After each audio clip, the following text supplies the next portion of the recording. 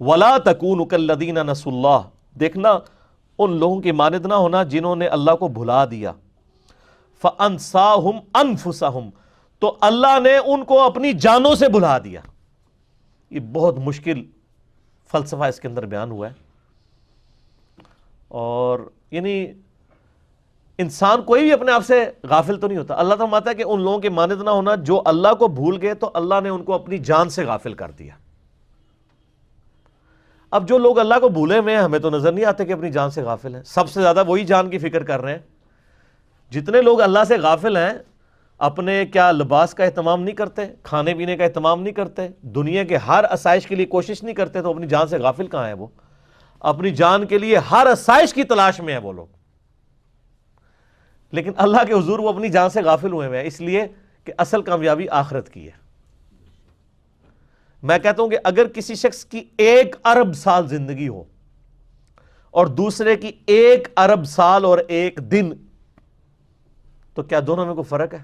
ایک جتنا ہے۔ 1 دن 1 ارب میں تو نیگلیجبل ہے، لیکن وہ شخص 1 دن دے کے 1 ارب سال کی زندگی کما لے اور دوسرا شخص 1 دن کی عیاشی سے 1 ارب سال کی زندگی برباد کر بیٹھے، تو پھر اصل نقصان کون سا ہوا؟ تو یہ ہے کہ دیکھنا ان لوگوں کے مانند نہ ہونا کہ جنہوں نے اللہ کو بھلا دیا تو اللہ نے ان کو اپنی جانوں سے غافل کر دیا، اللہ کی مور ان کے اوپر لگ گئی کہ اللہ سے غافل ہو گئے، ہمیشہ کی ناکامیاں ان کا مقدر ہوگی۔ اولئک هم الفاسقون، اصل میں فاسق لوگ یہ ہیں۔ اسی آیت کے بارے میں ڈاکٹر اسرار صاحب نے بیان کیا تھا۔ سید نذیر نیازی جو ہیں وہ ڈاکٹر اقبال کے سٹوڈنٹ تھے، قرآن کانفرنس کروائی ڈاکٹر اسرار صاحب نے، اس میں انہوں نے ان کو مہمان خصوصی کے طور پہ بلایا اور اس میں انہوں نے خطاب کیا اور انہوں نے اپنا ایک واقعہ سنایا کہ میں نے ڈاکٹر اقبال سے پوچھا یہ آپ نے جو خودی کا کنسیپٹ لیا ہے یہ کس سے لیا ہے؟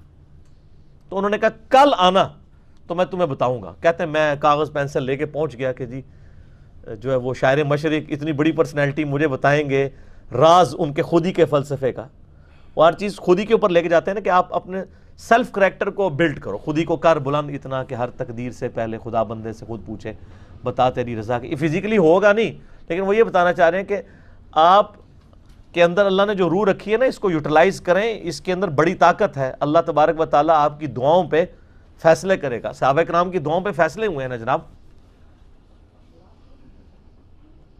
جنگ قادسیہ کے اندر ایک ایسا موقع آ گیا تھا کہ ایک قلعہ فتح نہیں ہو رہا تھا پرشین امپائر کا، مسلمانوں نے بڑی کوشش کر لی۔ حضرت انس بن مالک کے بھائی تھے ایک، یہ وہی بھائی تھے جن کے بارے میں نبی علیہ السلام فرمایا تھا کہ بعض اللہ کے بندے ایسے ہیں کہ اللہ پہ قسم کھا لینا اللہ ان کی قسم پوری کرتا ہے۔ وہ یہی تھے نا، ان کی بیوی نے کسی کو مکہ مارا، اس کے دانت ٹوٹ گئے، وہ عورت شکایت لے کے آئی تو قرآن میں کیا ہے سورہ المائدہ کے اندر دانت کے بدلے دانت، کان کے بدلے کان، ناک کے بدلے ناک۔ تو اس نے کہا میں تو بدلہ لوں گی جتنے دانت میرے ٹوٹے ہیں اس کے۔ تو یہ صحابی حضور صلی اللہ علیہ وسلم کے پاس آئے، حضور نے فرمایا کہ تیری بیوی کے تو اب دانت توڑنے پڑیں گے قصاصاً۔ تو ان کی زبان سے لکھا اللہ کی قسم میری بیوی کے دانت نہیں ٹوٹیں گے۔ اچھا یہ بات کی تو تھوڑی دیر بعد وہ عورت آئی، اس نے کہا کہ میں نے معاف کیا اس کو۔ تو آپ فرمایا اللہ کے بعض بندے ایسے ہیں کہ کسی معاملے میں قسم اٹھا دینا انجانے میں بھی اللہ ان کی بات پوری کر دیتا ہے، ان کو بھی نہیں پتا تھا۔ یہ جو کہتے ہیں ہمارے بزرگ وہ آدھی روایت سناتے ہیں، یہ پوری روایت اس طرح ہے۔ ان کے بارے میں حدیث تھی تو صحابہ نے تستر وہ جگہ تھی پرشین امپائر میں، آج بھی ہے ایران کے اندر تستر شہر ہے، تو صحابہ نے آ کے ریکویسٹ کی، اس سنن کبریٰ البیہقی کے اندر بھی آپ کو مل جائے گا اور دلائل النبوہ امام بیہقی کی کتاب کے اندر بھی مل جائے گا، یہ صحیح سند کے ساتھ۔ یہ وہ کرامتیں نہیں ہیں جو آپ کے بزرگ سنا رہے ہوتے ہیں، یہ صحیح سند والی کرامتیں ہیں۔ تو صحابہ نے ان کو آ کے ریکویسٹ کی کہ حضرت آپ کے بارے میں یہ ہے تو آپ اللہ پہ قسم کھائیں نا، ٹھیک ہے نا۔ تو اب ظاہر ہے کہ ایک وہ پہلے تو حادثاتی معاملہ ہوا تھا نا، اب تو یہ تو کنفرم نہیں ہے، لیکن وہ یہ چاہتے تھے کہ اگر اس قسم کے بعد واقعی مسلمانوں کو فتح ہوتی ہے نا تو اس کے بعد پھر مجھے زندہ رہنے کا جواز نہیں ہے، وہ تو پھر ظاہر ہے لوگ چوما چٹی شروع کر دیں گے۔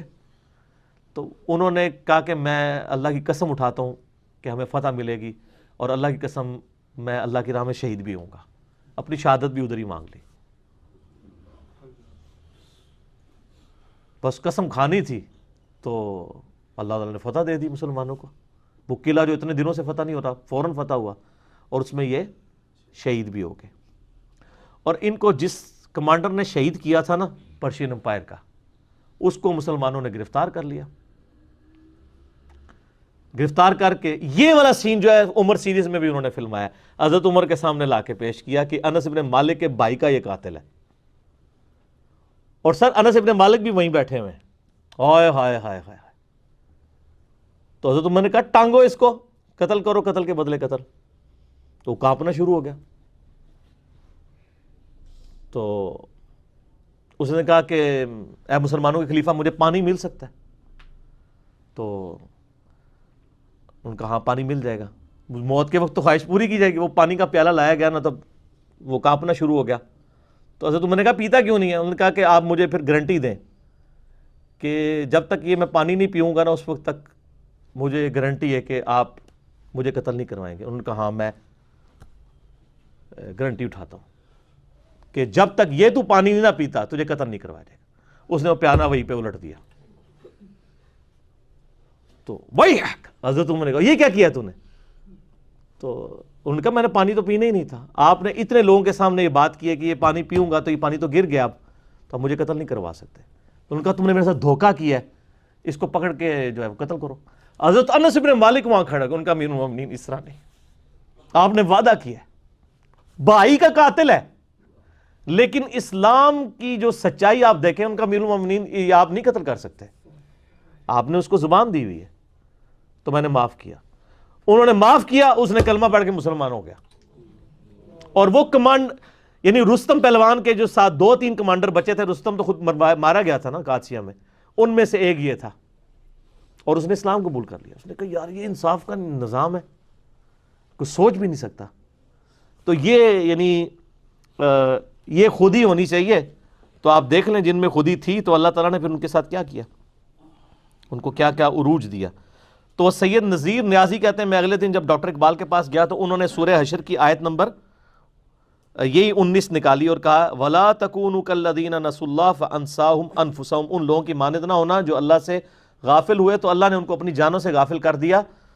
تو اس آیت سے میں نے خودی کا فلسفہ نکالا ہے کہ اپنی جان سے غافل نہ ہو, اپنے اندر یہ خودی پیدا کرو دنیا اور آخرت میں کامیابی کے لیے. یہ ہے میرا سورس خودی کے کانسیپٹ کا. اور یہ واقعہ اس بندے نے قرآن کانفرنس میں ڈاکٹر سرار صاحب نے خود بتایا کہ ہمارے سامنے انہوں نے سٹیج پہ آ کے سنایا.